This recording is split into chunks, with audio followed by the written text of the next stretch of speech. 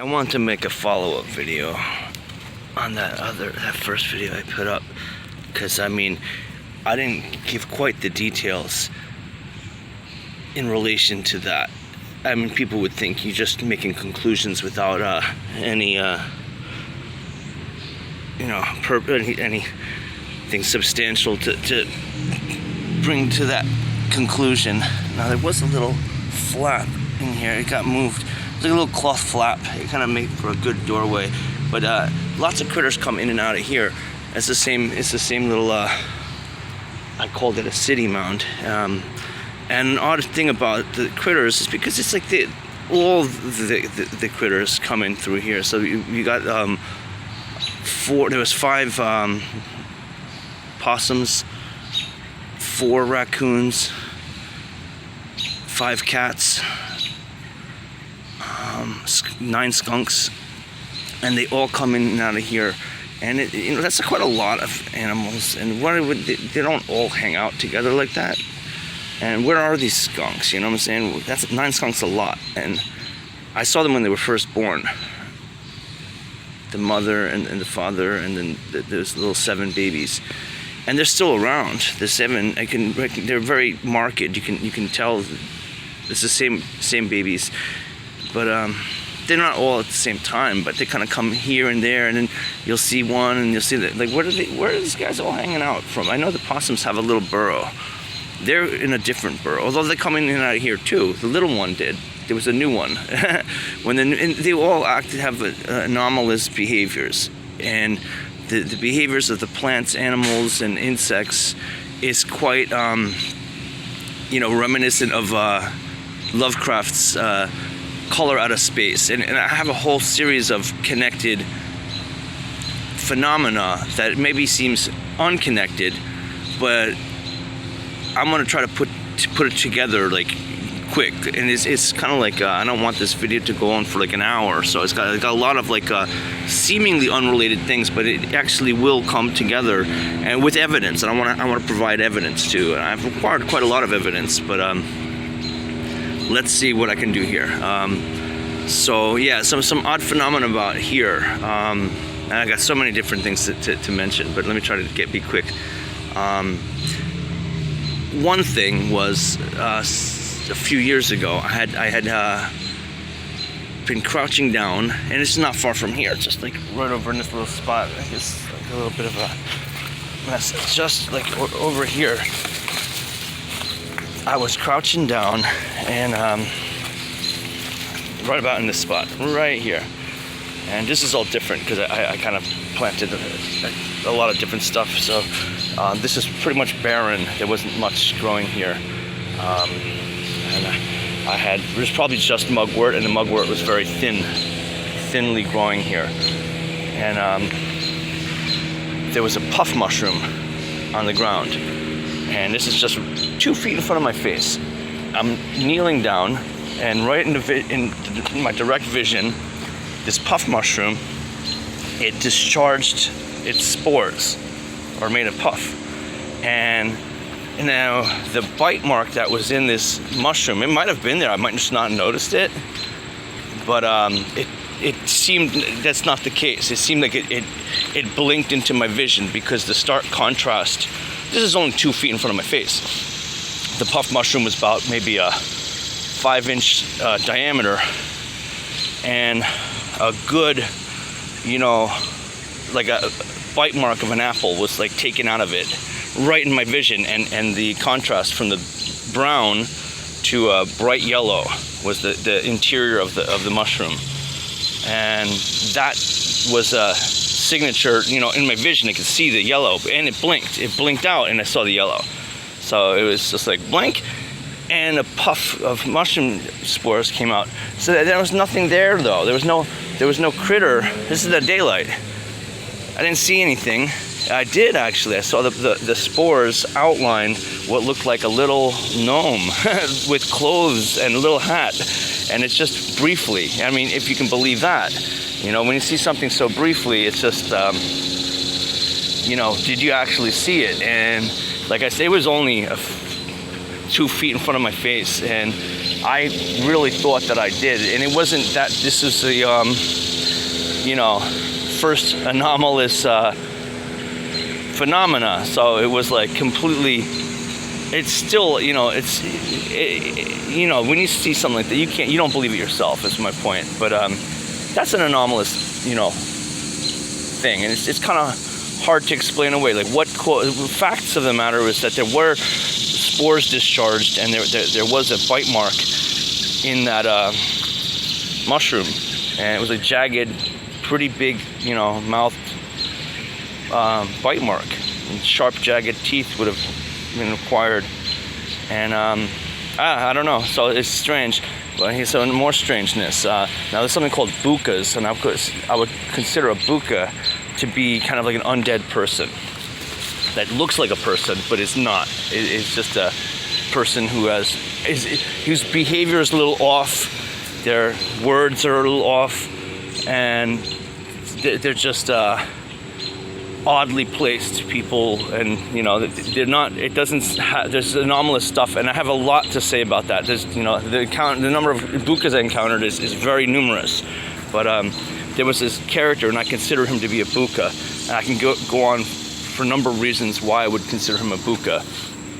But he doesn't know where he is. He doesn't, his history. He's been here for several years. He doesn't know any of the street names or any. His location in town. He has no idea what's going on, and he's a liar. He's a liar. So I don't. And there's a lot of these people. A lot of people with the same character. They're liars. They're there, but they're like kind of oddly there. Like, what are they doing? What kind of person is this? And it's just, to me, it's like a facsimile of a person. It's not a real person. But I had encountered this guy, and he was drinking some vodka, and he got a little too drunk. So I was like, I kind of felt a little responsible, because I was feeding his habit. And I said, come here. We're just gonna sober you up a little bit, and before we part ways. And so we do that, and he was pretty drunk, and he starts dancing. He's doing this little for like 20 minutes, okay? And he's like, I can't control myself. I don't know what's going on. I'm scared. What's going on? He's dancing, and I'm thinking this guy was really a little too saturated. He might have had a little bit too much drink. I don't know if that's the case, or maybe he's being possessed by a demon. I thought that. Maybe he's pulling my leg. And all three, scenarios, really the same. To me, it's just the same. It's just, it's a mess. And it just went on for like 25 minutes. Okay, and then an oddity was 2 weeks later, there was two guys, and I knew one of the guys from a contact to someone else I knew, and they came back here to smoke some weed and drink some beers. And the other guy was his friend, and I didn't know him. And we got to talking, and the guy that I knew, he had to leave. He had to go to work in the morning. And the other guy's like, well, I'm enjoying your conversation, so I'm going to, we'll chill out for a little bit. And we chatted out for several hours, actually. But that guy, too, he started doing his little dance.